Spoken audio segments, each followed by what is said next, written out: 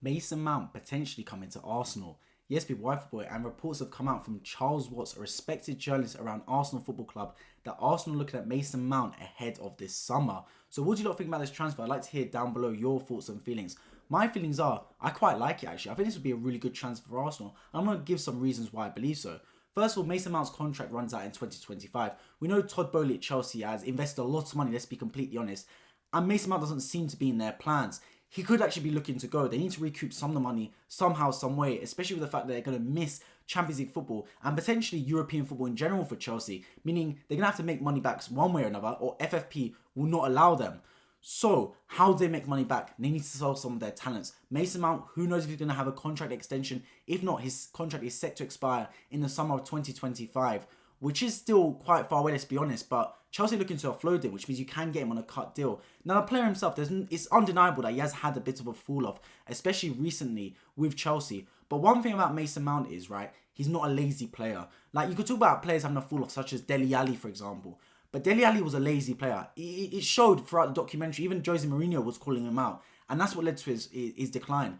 A lot of players do have a decline in football. A lot of top players as well. You only have to look at Marcus Rashford, for example. He had a crazy decline at Manchester United until Erik ten Hag came in. And suddenly, in a new position at left wing, with a newfound confidence, he's been balling out for them recently. And I know he recently got injured, but before then, he was one of the most informed players in world football. I think the same thing can happen with Mason Mount. Let's not forget that a few seasons back, he was amazing, especially when Frank Lampard first came into the job and brought him with him back from Derby County to Chelsea. And he was playing so well. Honestly, goals, assists, scoring from outside the box, inside the box, creating play, scoring in Champions League games against Real Madrid, for example. You don't become bad overnight. I just think he needs a change in surrounding and a change in environment. Now, it could be a change in manager for Chelsea that could do that, or it could be long gone. His Chelsea career might have stagnated.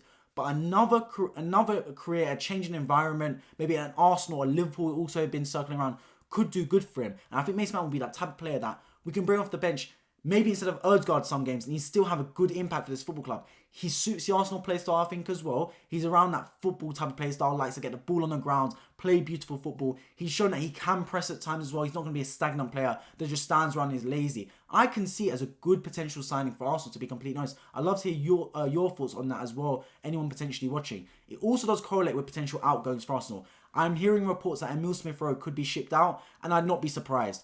Arteta clearly has not taken a fancy to him. Last season, he was brilliant for us. But ever since his injury, he hasn't seemed to nail down a starting spot, or really any sort of spot in the Arsenal team. We've seen players like Fabio Vieira and Reece Nelson play over Emile Smith-Rowe, even coming off the bench ahead of him, with Smith-Rowe not really making any appearances. The last time I remember seeing him was, let's be honest, against Bournemouth, when he even got subbed on to get subbed off for Reece Nelson later in the match.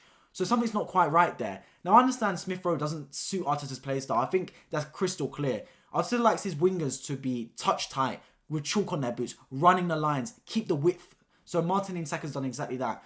That's not Smith-Rowe's game. Smith-Rowe's a winger that likes to move into the half space, basically cut inside. But equally, I don't think Smith-Rowe is really an attacking midfielder. I know he's played that growing up, and that was his position for a long time, but I don't see him as an attacking midfielder. That's Ødegaard's got that role perfectly down. Because equally, Arteta's attacking midfielders also drop in and become like a number 8. He doesn't like any free roam attacking midfielders. Ødegaard does a lot of defensive work. And honestly, the distance he covers is incredible. He's the first to press and the first to get back. That's not Smith-Rowe's game. So he's not going to fit in the attacking midfield sense. He's not going to fit in on the left wing. So where does Smith-Rowe fit in for Arsenal? The question is, he doesn't unless we change the whole system. And you're not going to change a system that's got Arsenal to the top of the table.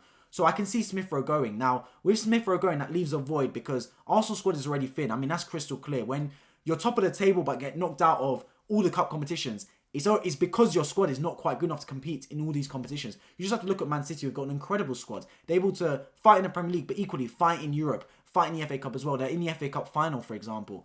So you've got to make sure you bulk out the squad. So for Smith-Rowe going, it's not enough to just get rid of him. You need to bring in a replacement. And Mason Mount could be that replacement. Premier League proven as well. He's been around here. We've seen players like Rashford make that recovery from looking dead and buried, his career looking stagnant at Manchester United. Why can't it happen to Mason Mount? I see a similar thing happening with English players. It's always a story, man. They have a brilliant start to their career. They literally burst into the scene. Everyone gets behind them. They put fuel to the fire. And as soon as they have a little fall off, the media clowns them. They just rain on their shine. And it's hard. It's hard being a young English footballer because the media does it. They do it on repeat. The next English player that blows up and literally flies onto the scene. Equally, as soon as they have one or two bad games, they're going to be crushed by the media again.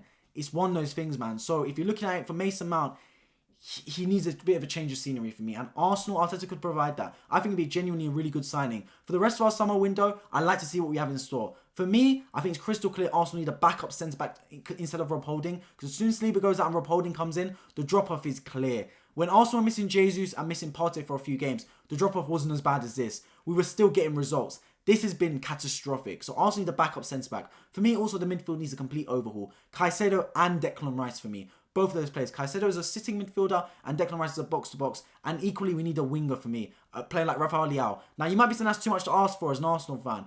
But when you're top of the league, we've got Champions League football back. The budget is back. And you can't just think, okay, we've done enough with our current squads. Let's just run it back next season. It's not good enough. Teams are set to improve. Liverpool going to improve. Chelsea I expect to improve. Manchester United, Man City, etc.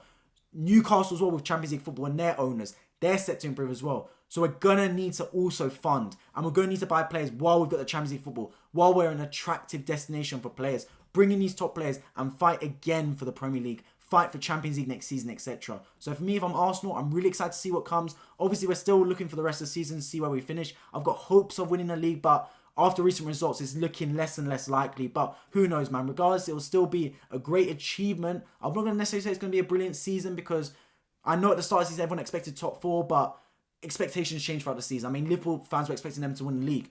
They're not expecting them to win the league anymore. They want top 4. Equally for us, we were expecting top 4. Now we should be expecting to win the league. While the opportunity is there, you've got to take it with 2 hands. And while it's still mathematically possible, I'm not losing faith too soon. But that game on Wednesday is massive. But yeah, overall, Arsenal got to make sure we sign some top players in the summer, regardless of winning the league or not winning the league. And Mason Mount could be exactly that. I'd love to see him as a potential incoming for Arsenal. Let me know your thoughts of Mason Mount to Arsenal in the comment section. Would you like to see it? Would you not like to see it? Equally, who else would you like to see Arsenal sign? I've thrown out some names such as Caicedo, Rice, Rafael Leao, Kvara from Napoli, for example. But equally, there'll be other people that have different names they're thinking of. For me, I just want to bring in some top players for sure. As always, make sure you subscribe if you're new around here. My next Arsenal reaction will be Man City versus Arsenal on Wednesday, 10 p.m. the live stream. So I hope to see you all there, or as much of you as possible. And I hope to see you all in my next video. Make sure you like if you want to be back around here more often, so the video goes out to more people on the algorithm. I hope to see you all next time. Take care.